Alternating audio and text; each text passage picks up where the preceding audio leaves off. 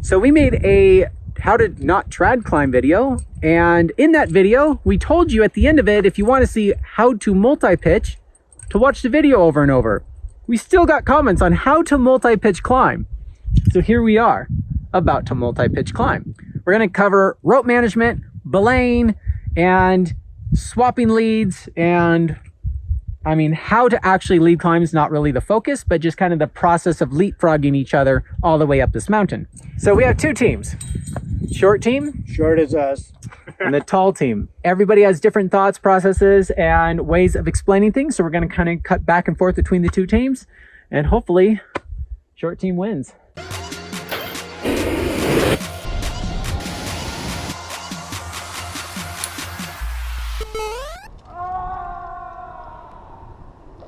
Short team here. And at this angle, you look extra short. This is Doug. My new nickname is Extra Short. Doug's, I think he's only climbed once or twice, and he's going to be joining me today. I'll probably... I am tied in, and he's going to check me. Did you check me? There's a knot, and your harness is backed up, and it's tight enough. You're through both loops on the harness. That's a check on your end. Would you check me? I will. He's already got one hand not on here, so I might. There we go. Okay, you're locked. That's why we double check, folks. I'm going to start lead climbing, and when I get up there, I'm going to yell off belay after I'm safe at the anchor. Tall team here, Bobby and my good buddy Mike. This is actually my first climb since the accident. So we picked something nice and easy. I think the hardest move is just getting off the ground here, 5'7", maybe. The rest of the route might be 5'6", through pitches. And we'll kind of show you the whole process. So, Mike, anything to say before you go climbing? Yeah, check me before I start climbing. Cool. So what knot's that? That's figure 8, and just a little tuck through to keep it from locking up. Cool. I'm happy with that. I'm going to get on belay. Mike's going to check me, and then he'll start climbing. So I'm not trying to make this how to lead video, but basically, if I fall, I'm this way. You don't want it like this. But this is a bolted route, so we're just sport climbing. Doug is actively belaying me, and I am looking for my next bolt. Oh, I see it. Oh shoot, we're losing. So Mike just got to the top of the pitch and is off belay making his anchor. So I am tied in here. I've got my shoes on. So I am ready to climb when he is on belay. Just got to the anchor, clipped to that. I have quick draw, quick draw, quick draw, quick draw down to Doug. Doug, I'm off belay. So Mike just pulled the rope tight, and he asked if that was me. So I'm going to communicate with him. That's me. And then he should be putting me on belay pretty quickly, and we should hear lots of wind, but we should hear him saying on belay. So I'm still attached here. I used 2 quick draws to make for the ATC guide or Alpine guide here. I wanted a single carabiner. So I have 2 points opposing gates here.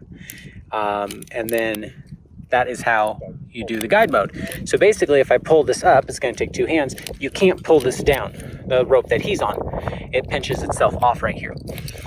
And what I'm doing is I'm doing, looks like a mess, but let's say like 30 feet of slack, go through here, 30 feet of slack, come through here. That'll be easy enough for me to manage. There's nothing for it to really get stuck on.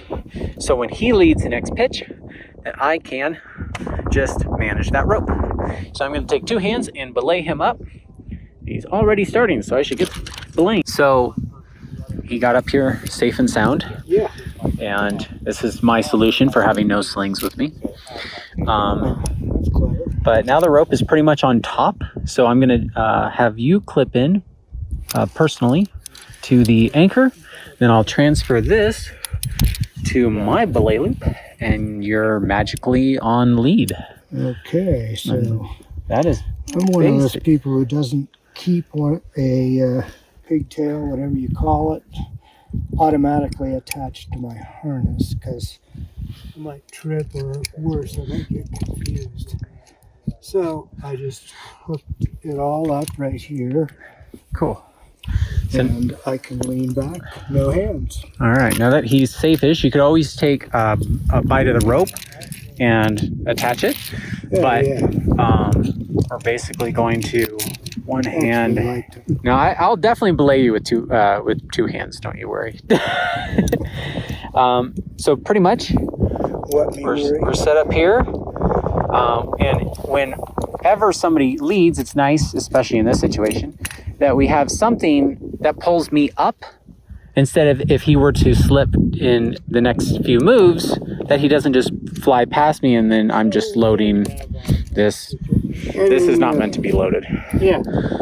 We don't want to load those bolts either, so a factor 2 fall, which is the easiest to do when you're 3 feet off the belay, right? Fall off the belay. Yeah. Fall twice as far as the rope is in the system, that's factor 2. This is when it happens. This is when it happens. Yeah. Yeah, once you got 30 meters of something stretchy between the two of you, it's not so bad. So we're going to film Mike having me on the top anchor to the system that he's going to use to lead belay me. All right. So in this case, we're on the gree-gree. It goes really, really easily. Okay. We are going to undo our quad. We're going to put him on belay. Cool. And now, ready to belay Bobby. Let's go ahead and do a redirect into one of the anchors. Yeah, that's fine. So this is a little bit of a complex topic, but I generally do it.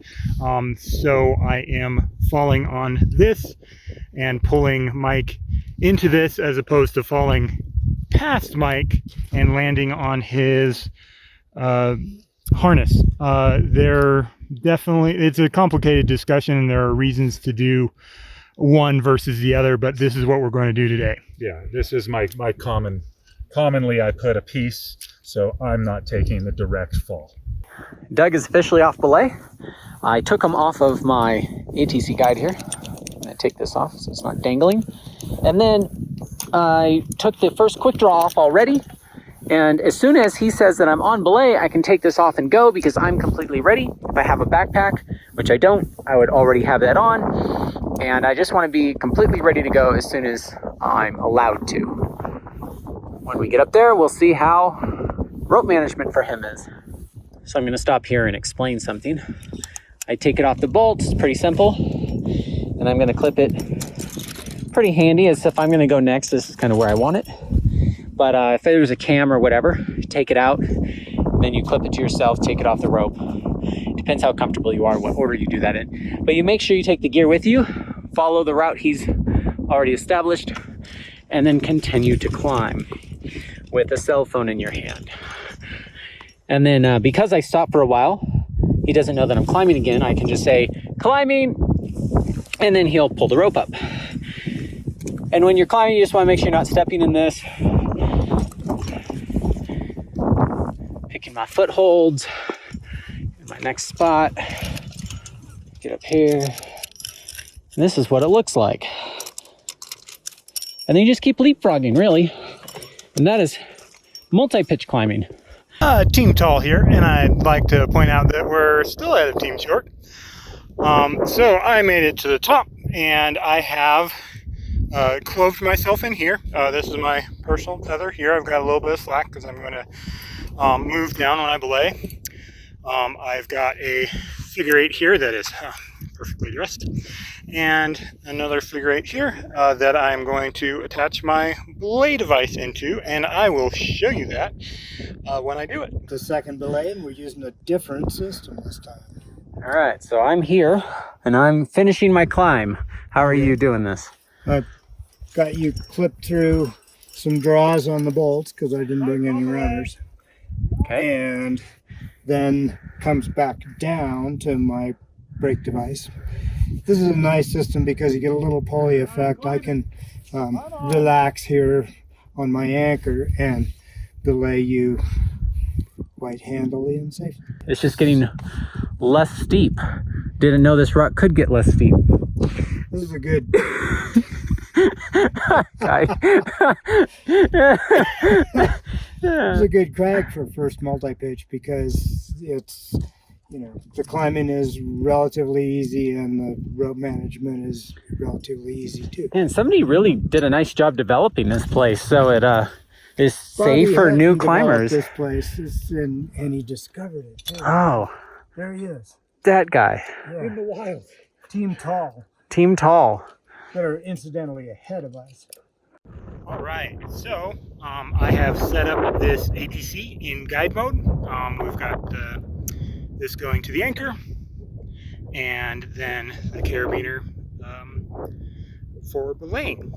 But I have Mike's strand on the top here, and if he were to fall or load it, it locks this system in. So I started managing my rope here. I'm just flaking it over my tether, and I normally go from I start here and then start flaking up. Less tangles that way. I'm sure somebody will tell me I'm doing it exactly the wrong, but this works for me so far. And now I am going to get a little bit lower. Let's switch. All right, so I want to show that you don't always need a personal anchor. You just can clove hitch. Yeah, You're directly clove hitch into is the a anchor. great knot, although technically it's a hitch. That's true. And then I already have my quick draw here back clipping me. So there. I did that to see if you were paying attention. There's a, well, it worked for your system, but when I converted it, so now I'm safe-ish, and you just continue to belay as you were. So Yeah. it's nice to have that set up. I might use a gree in this way when I get up there, so we can show all the different methods. Oh man. So I'm getting ready to climb the next pitch. So what I need to do once I'm tethered in and safe is get all the gear I need. So I was picking up draws on the way. I'll take the opportunity to organize them now because I ended up putting them all on my right side. So I'll kind of spread them out so I have draws to grab on both sides. And then I'm going to ask Mike for any additional draws that he still has for the next pitch. Before I leave, I want to make sure I have everything that I'm going to need for this next pitch, which is 10 draws. I have that. And up there, I'm going to be making an anchor out of the rope. And so I will just use the rope and locking carabiners. And I have all those on my harness. Oh no, Team Tall is gaining on us. Is it climbing if you're not using your hands? Oh wait, look. Whoa, 513. Or do you turn it this way? So I'm at the anchor and I'm going to pass it. Doug's right there. Mike's right there. And I can link this pitch with that pitch, which means I can get to the next anchor with the rope that I have. And that's going to save time. And we got to win this race with Team Tall. So Mike just made it up. As you can see, I like to make myself comfortable. I'm on my tether here. I'm sitting. I'm not putting any weight on my bad ankle. And I'm still able to control the belay and keep this rope here and out of the way of if we had other parties here or like big loops going down that might get caught and stuck on something. I have good control of the rope here.